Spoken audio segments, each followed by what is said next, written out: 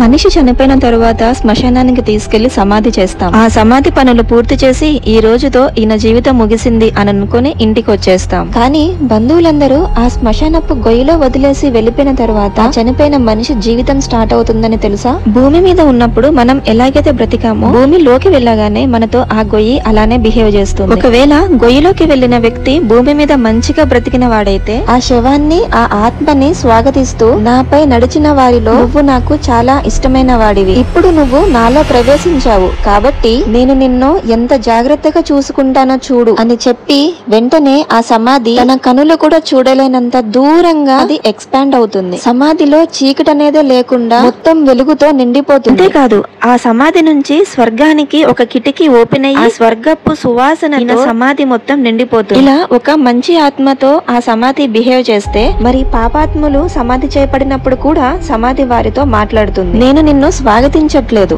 నాపై నడిచిన వారిలో నువ్వే నాకు అత్యంత ద్వేషాన్ని కలిగించావు, ఇప్పుడు నువ్వు నాలో ప్రవేశించావు, చూడు నేను నిన్ను ఎలా శిక్షిస్తానో అని చెప్పిన వెంటనే ఆ సమాధి ఎంత ఇరుకుగా అవుతుందంటే ఆ శవం యొక్క ప్రక్కటి ముక్కలు ఒకదానిలకొకటి చొచ్చుకుపోయాయి. ఆ సమాధి మొత్తం చీకటి కమ్మేసి నరకం నుంచి వాళ్ళకి కిటికీ ఓపెన్ అవుతుంది. దాని ద్వారా వారు తీర్పు దినం వరకు కూడా ఆ సమాధిలోనే శిక్షలు అనుభవిస్తూ ఉంటారు. ఇది కథ కాదు, కల్పితం కాదు, జరగబోయే నిజం. Prepare for your grave before it speaks to you.